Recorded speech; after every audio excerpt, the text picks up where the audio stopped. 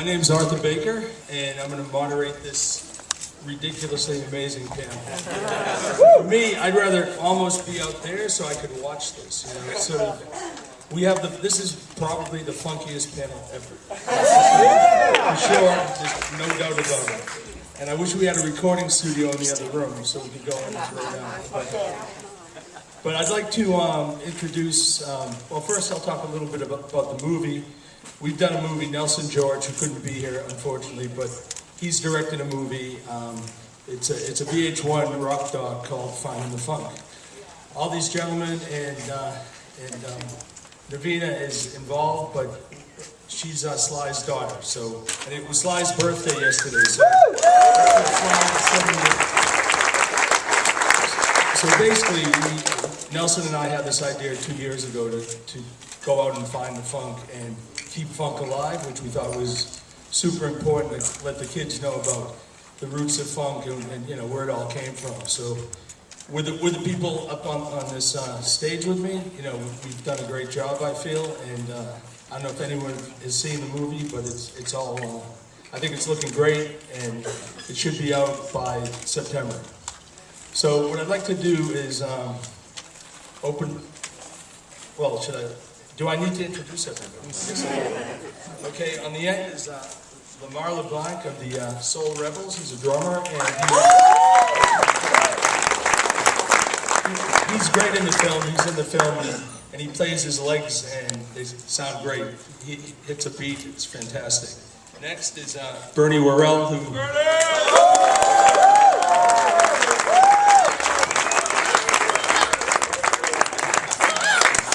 I'd have to say he's the funkiest keyboardist ever. Yeah. I mean, hands down, feet down, the funkiest ever. I mean, there's not even any doubt. God's the funkiest keyboardist.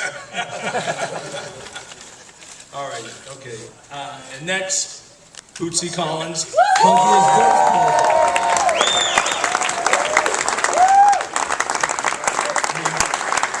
James, he played with James, he played with George, plays on it with himself, on his own record.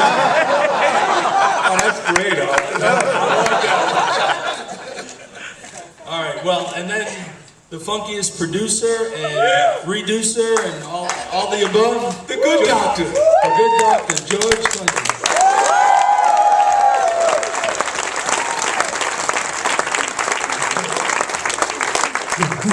And on the end, last but not least, Navina Carmel, who actually had a big part in this film because she helped bring Sly to the film. And I think the fact that Sly's in the film makes the film, to be honest, because, you know, no one's really seen his humor and his intelligence and his funk for many years, and I think we've done that, and I think for that alone, I'm super happy that we're able to do that.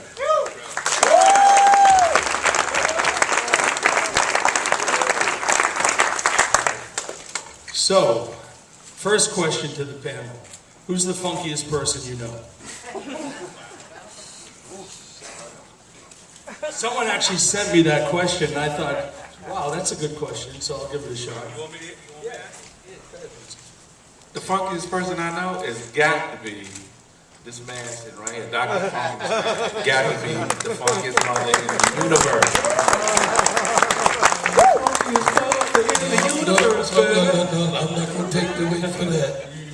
It's got to be between this guy, the guy sitting next to him, and her daddy. So, like I said, this is the funkiest panel ever. Panel, the panel is definitely all fun. Can I say something too? I'm going to say my dad, but not just because the way that you guys know he's funky, but when you're related to someone, you know how really funky they are. The stuff that they don't want everybody to know. I know him like that. I know him like that too. Yeah. All right, let's get down to work here. Bootsy knows James Brown, and that's a lot. Well, I was just going to ask Bootsy as a first question. What were the differences working with James Brown as a band leader and with Mr. Clinton? Well, with James Brown, it was more like, you know, in the Army, ABC, basic training, you know, serious boot camp, you know. But with George, you know, he allowed us to really express ourselves and what we brought to the table. He kind of noticed what we brought and allowed us to let it out. James, on the other hand, you know, he knew what we had, but he didn't want us to know. You know, he wanted us to think we was not happening. George, on the other hand, he wanted us to know it was happening and bring it, and keep bringing it. You know, but with James, you know, his whole thing was to tear you down, to keep you, I guess you call it, what do you call it, reverse psychology? Yeah. And it worked. It worked. I mean, because we always thought we wasn't happening, you know. Although we found out, you know. You really thought you weren't happening? At first, when he started doing that, it was like, dang, because when you first get with him, you feel like, you know, ain't no way we can be with James Brown, you know. Right. And we was just waiting for him to tell us we was good or we was, you know, something. And he always said, y'all ain't got it, son. You ain't got it. You ain't got the one. Yeah, but you played with him for what, 2 years, right? Yeah. So it must have happened pretty quickly that you knew you were happening. I mean. Yeah. Especially a young, long-haired sucker right off the street. We just coming out from the riots. Yeah. You know, we really knew we was happening. You know, so and we wasn't hearing it from nobody but somebody like a James Brown that we ain't happening.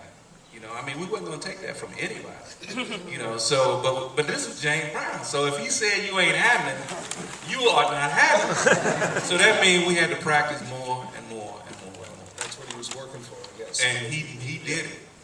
But was he a good? Did you find him as he wasn't really a record producer per se, like with technology in the studio? Was he sort of? Yeah, he wasn't about none of that. His whole thing was, like, if we in this room right now, it wouldn't be about no microphones, it wouldn't be about nothing. All it would be about is us on stage and him directing it. And he didn't care what it sounded like out there, because whatever it sounded like up here, he felt like that's what they gonna get. You know? And he was right. You know, I remember we played in DC at this outside, I forget what they called it, the amphitheater, I think it was, or something.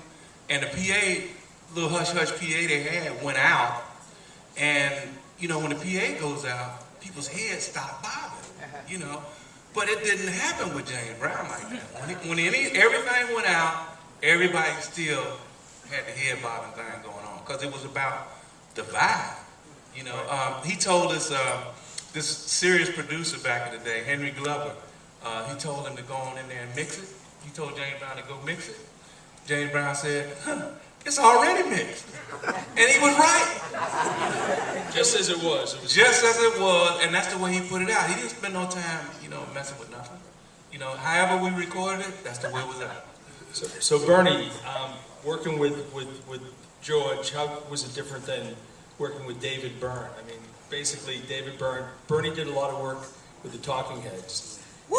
He brought the funk to the Talking Heads. But, I mean, David Byrne and George Clinton, I think you won't find two human beings more different than that, I would say. So, first of all, they're both geniuses. yeah. Well, yeah.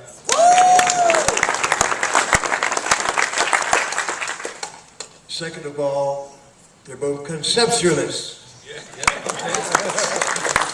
Only then difference, George is the senior, the godfather. Yeah. So David learned from him and from whatever other influences that he got from